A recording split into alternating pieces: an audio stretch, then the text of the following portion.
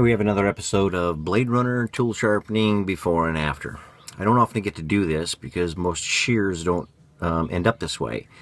But this particular one I imagine they're probably using in the garden, and so it got pretty rusty. And when you get the rust down here in the pivot area, it's very difficult to open and close the shears. And then it also affects your cutting considerably because you have a ride line right up in through there.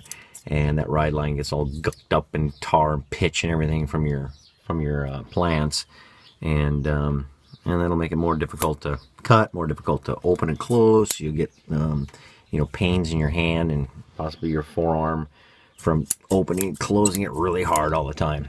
So we're going to clean that all up, and of course we'll sharpen it, and we'll see what we come up with. All right, we are back, and I do have that shears finished.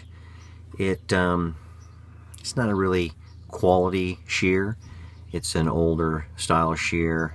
There's not even a screw in it. It's a rivet. So, and I did have to adjust that in order to get it to work properly.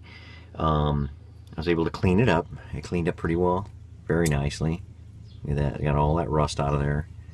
It was pretty nasty, as you saw earlier. And the edge came out beautiful. It's a very nice edge on there. And here's some tissue, which is very difficult to cut. Goes right through it. Pretty sweet. So there you have it. Another episode of Bladerunner tool sharpenings before and after. A common tool that you use around the house at all times. And I'm pretty sure she'll enjoy that. I hope to see you again sometime real soon. And that like button down there, you click on that, big magic happens. See you in the funny papers.